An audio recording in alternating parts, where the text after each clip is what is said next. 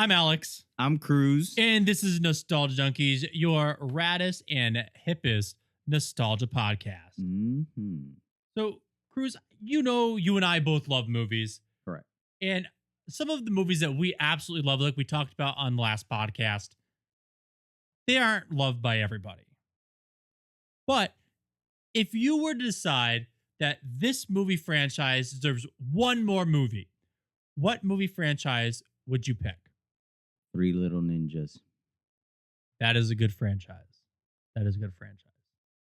So, what would your third movie do? Fourth, sorry.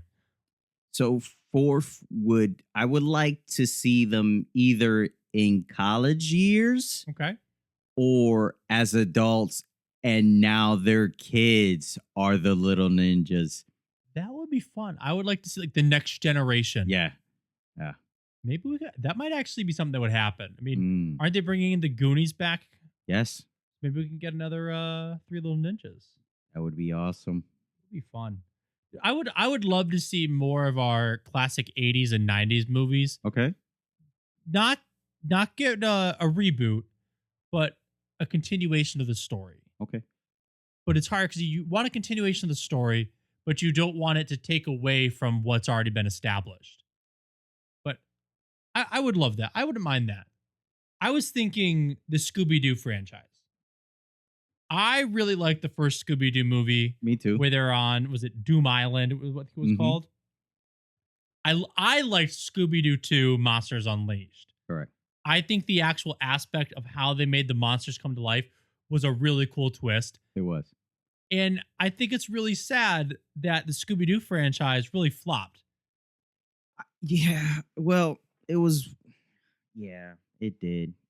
It sucked. Like Matthew Lillard has talked about how he thought this was going to catapult him to that next level of fame. Mm-hmm.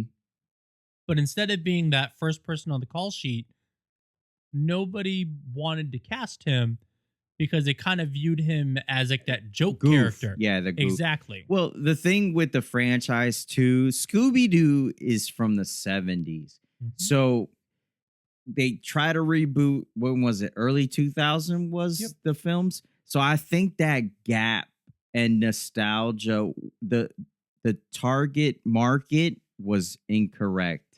I think it'd be cool though to bring it back for another movie. Oh, 100. Like older, the last mystery. Dude, bring back, was it Freddie Prinze Jr.? Correct. Right? Sarah. Yes, Freddie Prinze. Yeah, Freddie Prinze Jr., Sarah Jessica Parker. Mm-hmm. Bring back Linda Cardellini. Ooh, Linda Cardellini. She could be my red skirt girl any day. Matthew Lillard. Like that whole crew coming back. Yeah, that would be awesome. Bring them back. Be awesome. Today's day and age, one last ride. And the one thing that they need to do, introduce the live action Hex Girls. Oh man. Because let's be real. If they're gonna do a third Scooby-Doo movie based off the original two, correct, the people that are going to see that are going to be like the people my age. Yeah. They're going to be us who grew up on those movies. Correct. Who are these elder emo millennials. Correct. Who had diehard crushes on the Hex Girls. Yeah. Like, man, we just watched The Witch's Ghosts not too long ago. Mm-hmm. And it was a good Halloween. It was a good Halloween. But that's where I'm at. But we actually watched a lot of the Scooby-Doo movies for Halloween.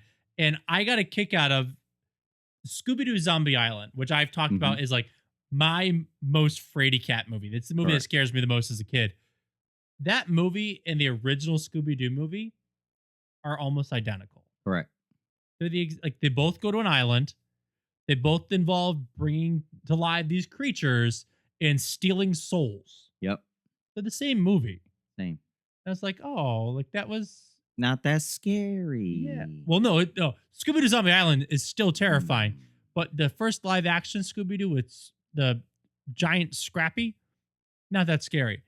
But it's it just copy and paste in the same story, which is why I'm thinking bring a third movie, do The Witch's Ghost in live action. Yeah. Bring in my Hex Girls.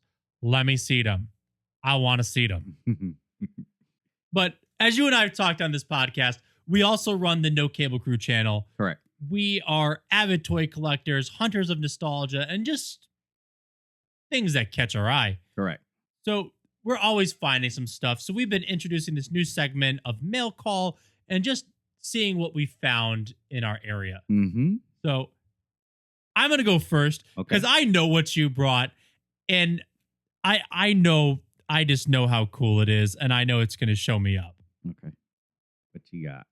So I picked up something that was on both of our Grail lists. Mm-hmm. I know you also picked up something that was on both of our Grail lists. But I love skeletons. Yep. Skeletons to me are really cool.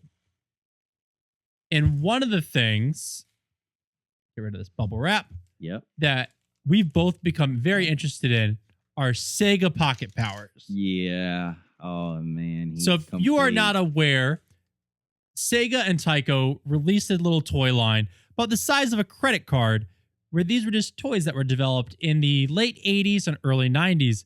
And this one is known as Glow Bones, which is just a tiny skeleton. And I have it now complete. And he's expensive, too. He is expensive. This is the beauty. Look at that beauty right there. So Glow Bones is like the grail piece of the Sega Pocket Power collection. 100%. And I'll be honest, this is the only one that I really want. I just like the skeletons. Yeah. It's glow in the dark and it's skeletons. Cool. I'll take the rest of the ones that you have then. Notice how he won't hand it back to me? No, but I think this is really cool. I got to figure out how I'm going to display it. You get like a little picture stand, keep him up. Perfect. He displays and he's gonna glow, so it's gonna be like, I can't wait to see like how good of a glow he is. Because I think from ones I've seen, he's gonna hold a really nice green glow. What I love about these Sega Pocket Powers though is they put these little foot stands on the bottom.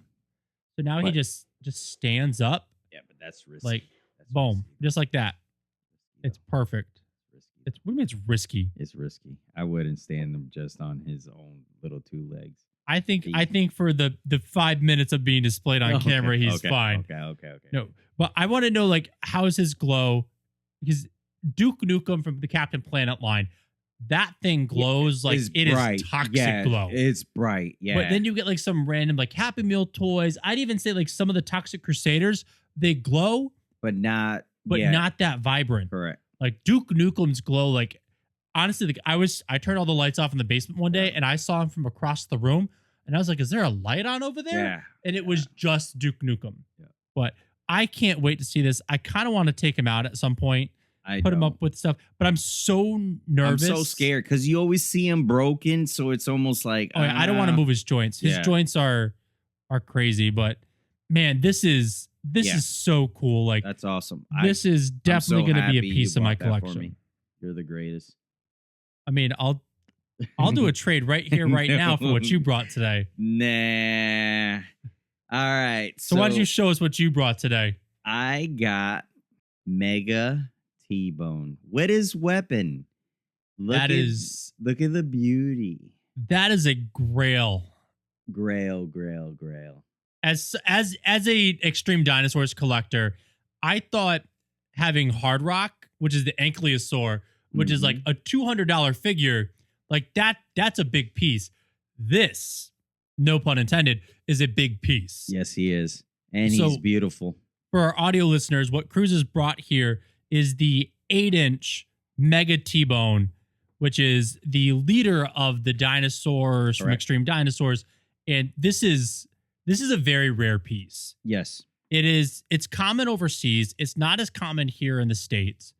And the hardest thing to find is his gun. Yeah, his gun is the hardest. The gun alone takes him from being a couple hundo to being 400, 4 to 5. Yeah. Like, he goes for some good money. Depending on condition. Yeah, for this figure. And the details for a larger figure is pretty impressive. The veins, the cut in the skin. He's I'm lucky. I'm very lucky for this one. That was a really cool thing. I'm really happy for you. I'm very jealous. Thank you. But I'm very happy for you. And I feel like I'm jealous too because we've both been after that. We just haven't. Well, you found one now. I haven't found one. I got mine on eBay, to be honest. Yeah, this walked not into my store, but someone local had it. I was able to work out a trade, so I'm very happy. And you know what? One day I'll be tired of Glow Bones and you'll be tired of Mega T-Bone. And exactly. Correct. They'll swap the collection. Like we haven't done that before. Oh, I know. You'll have to go shopping through the back stock before you leave tonight. Yeah. Awesome. But, awesome. Dude, Great. Can I? Yes. I was just like, oh my gosh. Ooh, I didn't Yeah, he's soft. think it was gonna be soft. Soft head. That is really cool. But he's heavy though. That's interesting because they didn't do that on the actual toys. Yeah, they're all hard plastic. Yeah, so this is like more like the Street Sharks feel. Yeah. That is, oh my gosh, Yeah. that is really cool. I've now touched a Mega T-Bone. Yeah, you did. Yeah. Yeah, with all of its veins. You touched my Mega T-Bone. With all of its veins, all of boy. its veins. No, so awesome. That's cool. So like that's again, like we talked about this when we got the Street Sharks from BBTS. I really like that real feel shark skin that they have. Correct. And that's a really cool touch that they did to Mega T-Bone. Correct. That I wish they did to the actual line. Yeah. Yeah. It's what I think escalated Street Sharks over the Extreme Dinosaurs. I keep wanting to call them Dino Vengers because that's what they were. They really in the were. Street Sharks cartoon.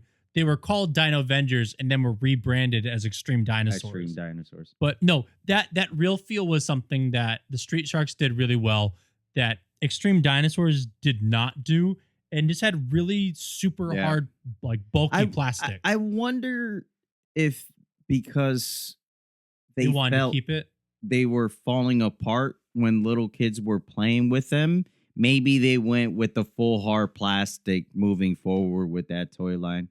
It could be. It could also just be the fact that they wanted to keep that like specifically for the Street Sharks. I mean, like that was kind of their claim to fame. Yeah. We're like, oh, let's have a different claim to fame for the Extreme Dinosaurs. Yeah. Where I feel like that was where they fell. Like they didn't have any claim to fame. There was no like, this is iconic to this line. Like when you look at any Motu figures, they're all cut the same. Correct. Look at any G.I. Joes, they're all built the same. Right. Any TMNT, they're all crazy and wacky. Like, but they're all built the same. Extreme Dinosaurs didn't have anything other than being dinosaurs and having to compete with Jurassic Park. Yeah. Yeah. And their weapons. Some of them had weapons. Yeah. Some of them weapons. The weapons were really cool. I will say that. Yeah. But definitely. Like, I don't think it wasn't iconic. Yeah. Like, again, like I'm looking at the Cowboys of Moo Mesa right behind you. Those are iconic. They're iconic, but they're all built the same. Yeah. Built the same shape. But their accessories what makes them cool. Agreed. Yeah. Yeah. The accessories made them cool. And it just, if you look at any toy line, the characters in the toy line all have a very similar shape. Correct. There's a very rare few that I could think of that are actually different. Yeah. I think Captain Planet is the one that has some of the most diverse. Yeah, they do a good job. And then it's really Extreme Dinosaurs. Like Extreme Dinosaurs, maybe Thundercats. Thundercats was also Thundercats. I mean, later on, the turtle stuff like had variations with the bad guys, which helped the line out. But all the turtles are obviously the same. So what do you say we get into our this or that segment? Let's do it.